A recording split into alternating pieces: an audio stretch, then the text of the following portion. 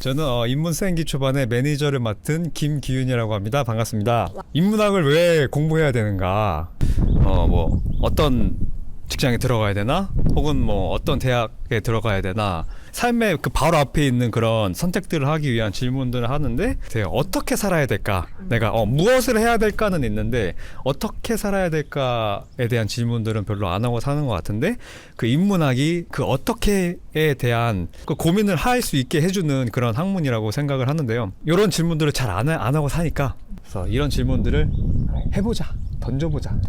던져보고 같이 공부해 나가보자. 두 분의 정체를 소개해 주시죠. 그럴까요? 먼저. 안녕하세요. 저는 별자리 강좌를 맡게 된 성승현이라고 합니다.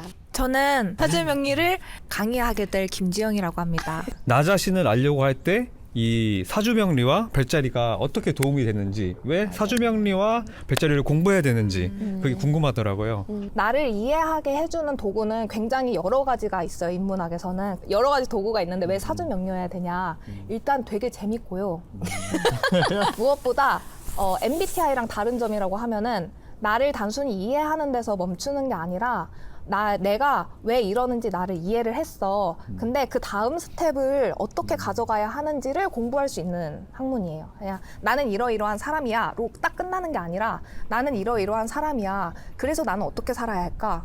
나에게 부족한 것은 어떻게 채우고 혹은 내가 가지고 있는 거를 못 쓰는데 이건 어떻게 하면 더 잘 쓸 수 있을까? 막 이런 식으로 다양하게 나를 탐색하고 그리고 그 다음 스텝을 공부하게 하는 학문으로서 아주 유용하다라고 생각을 하고요. 그리고 무엇보다 친구를 만드는데 따봉입니다. 요즘 친구들은 낯선 사람들이랑 있을 때 스몰 토크를 하는 걸 굉장히 어려워하거든요. 어색해하고. 근데 그 중에서 이런 별자리도 그렇고 사주명리도 그렇고 쉽게 이야기해 볼 수 있는 굉장히 도구가 될 수 있다라고 생각을 해서 강추합니다. 일단 저는 그렇게 생각해요. 그 사람들이 요즘 다 막 힘들다 이렇게 얘기를 합니다. 청년도 그렇고 장년도 다 그래요. 뭐 예를 들어 경제가 어려워서 취업이 어려워서 뭐 기득권이 다 뭐 이렇게 잡고 있어서 이런 식으로 이제 외부 탓을 막 하는데 이게 지금 시대만의 문제는 아니라고 생각해요. 어느 시대나 자기 시대는 되게 힘이 들어요. 이 힘든 시기를 살아갈 때 문제는 이제 어떻게 이것을 해석하느냐인 거죠. 근데 이 해석을 도대체 어떻게 하는가라고 이렇게 들어가 보면 결국은 개인이 가지고 있는 기질과 경향성에 따라서 세상을 해석한다는 거죠.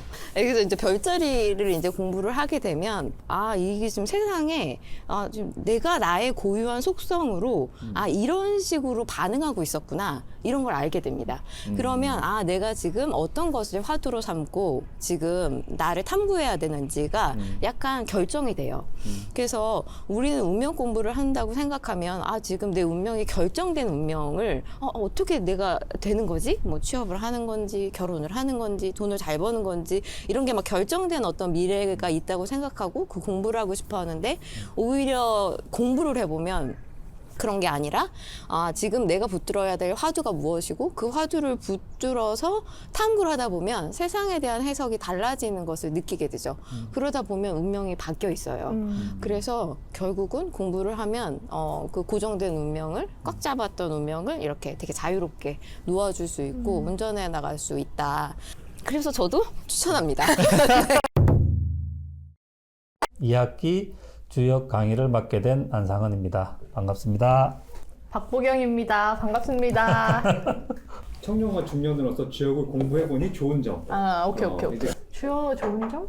한자를 쓸 수 있다. 살면서 언제 한자를 써봐요. 저는 이제 사주명리 공부하고 나서 주역에 관심이 생겼거든요.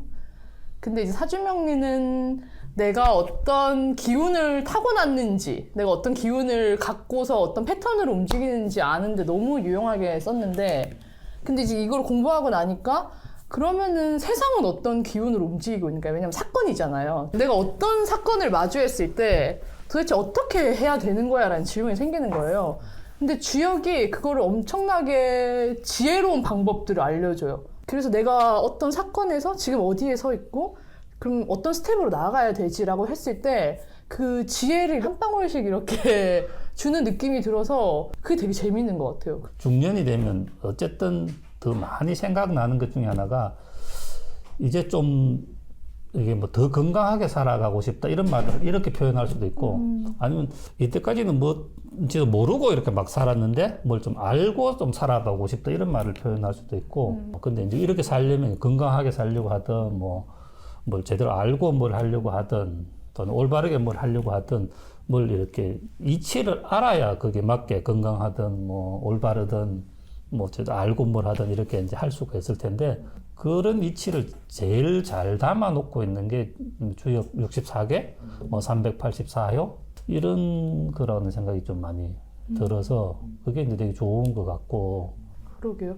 근데 저는 이제 갑자기 그거 생각났어요. 상원쌤 말씀 들으니까 주역을 공부를 계속 해야겠다라고 느꼈던 몇 가지 계기가 있었는데 그 중에 하나가 되게 위로받은 그게 있었어요. 그래서 막 힘든 사건을 겪으면 그 사건이 나에게 막 전부인 것 같고 이게 딱 움직이지 않고 내가 여기에 딱 이렇게 빠져드는 느낌이 있거든요. 그 돌파구를 찾을 수 없어. 그런 것 때문에 막 괴로워하고 막 머리를 쥐어짜고 이러는데 주역 공부를 그냥 하다 보면 아 이것도 움직이는 거구나. 네, 또 지나가는 거구나. 그리고 이런 상황이 있을 때 내가 조금 더 그 좀 올바른 길? 아니면 좀 더 나은 길이 뭘까라고 했을 때 답도 주는 것 같고 되게 매력이 있어요. 보라입니다. 이번 인문생 기초반 3학기에서 니체와 다윈을 함께 공부할 예정입니다. 안녕하세요. 저는 보경이고요. 저는 3학기 때 장자를 같이 공부할 예정입니다. 내가 좀 생각을 해보고 싶고 그리고 내 질문을 좀 제대로 해보고 싶으면 니체를 반드시 공부해야 된다. 그렇게 생각합니다. 그래? 전혀 뜻밖의 그거네?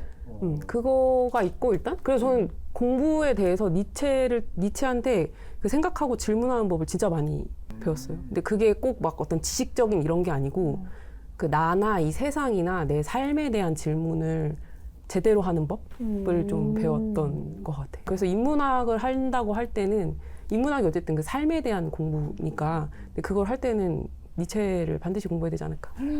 그 니체가 말해주는 건 어쨌든 삶을 사랑하는 법을 알려주거든요. 아모르 파티. 아모르 파티 그 유명하잖아요.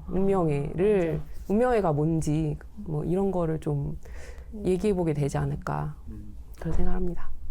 그러니까 장자 읽었을 때 뭐가 좋냐면 일단 그 읽는 것 자체로 마음을 이렇게 확 호방하게 뚫어주는 게 있어요. 왜냐면 장자 이야기가 되게 얇거든요. 짧은 우화로 되어 있어요. 곤이 붕이 됐어 막 이런 그 진짜 시공을 나르잖아. 막 장소도 바뀌고 등장인물도 막 휘황찬란하게 변하고 거기서 주는 좀 호쾌함?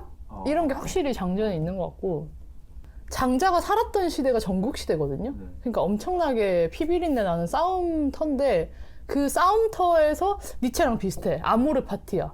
그 싸움터에서 내가 운명을 사랑하면서 사는 법을 알려주는 것 같아요. 그게 장자의 진짜 매력인 것 같은데 같이 배워보면 참 좋겠죠? 종회기원 사실 공부 안 하고 싶었어요. 근데 생물학을 공부하려면 그 고전 중에 고전인 다윈을 반드시 읽어야 된다. 그래서 읽었는데 이거 안 읽었으면 큰일 날 뻔한 거지. 진짜 생명이라고 하는 게 어떤 원리로 이렇게 만들어졌고 어떤 원리로 작동하고 우리 세계가 어떻게 돼 있는지를 사실은 알려주는 책인 거예요. 그래서 우리가 생명체잖아요. 생명이 무엇인가라는 거를 알 때 이게 나나 아니면 내가 살면서 많이 이제 일으키는 그런 어떤 문제라고 해야 되는지 갈등이라든지 이런 게 완전 달라진다고 생각하거든요. 관점이. 목적주의라든지 막 가정 건너뛰고 단번에 내가 뭐가 되고 싶다든지 이런 마음들이 다 이제 내가 그 생명이라든지 삶을 어떻게 보고 있는가라고 하는 우리가 전제 위에서 그런 것들이 가능한 건데 그래서 이 생명이 뭔지에 대한 이 탐구가 되고 내가 이 생명에 대한 생각이 달라질 때 그때 이제 내가 그 다른 것들과 관계 맺거나 나라는 존재를 보는 방식이 완전히 달라질 수 있다. 그래서 다르게 살고 싶다면 혹은 내가 어떻게 살아야 될까 고민이 된다면 저는 이 생명에 대한 탐구를 반드시 해야 된다. 이렇게 맞아. 생각을 합니다. 장자에서 하는 그 우화들이 다윈으로 넘어가면 이게 실제구나라는 거를 알 수 있게 돼. 그치 언니? 우리 작년에 공부했을 때 딱 그랬거든? 그러니까 막 곤이 붕이 된다 이런 게 진짜 우화라고 생각하는데 다윈으로 넘어가는 순간 실제네? 약간 이렇게 그지? 이게 진짜네? 그치. 생명이 이렇게 진짜 진화했네? 간디? 간디도 반드시 읽어야지. 이제 그 간디도 그 심장이 맞아. 뛰죠. 끌어요. 뭔가 이렇게. 간디는 뛰지. 간디는 진짜 지금 시국에는 더 완전 세계를 열잖아. 그지? 그 실제 그렇게 살았던 사람이니까. 왜냐면 사상가들 중에서는 어쨌든 그런 식으로 살려고 노력하긴 했지만 어쨌든 그걸 삶의 모습으로 이렇게 직접 보여주는 사람들이 간디는 너무 밀착돼서 착 붙어 있어가지고 와 나도 할 수 있겠는데? 이런 그 건방진 마음이 올라오고 용기와 맞아. 그 과정을 또 다 자서전에서 이렇게 보여주니까 그런 게 있지. 그 니체가 철학이 삶을 작동시켜야 된다고 얘기를 하거든요. 그런 면에서는 그렇게 말하는데 이제 그 간디는 진짜 읽으면 내가 뭔가를 하게 하는 그게 진짜 확실히 있는 맞네. 사람인 것 같아. 맞네. 그러네. 작년에 간디 공부했던 사람들 봐도 욕망 다스린다고 막 진짜 다양한 실험들을 막 하셨잖아. 그런 게 있네. 간디로 글 쓰니까 또 재밌겠다. 그것도 3학기에. 3학기는 진짜 알짜배기다. 2학기 때도 이렇게 말하고 왔겠네. 2학기 알짜배기라고. 2학기 알짜배기지. 내가 먼저 할까?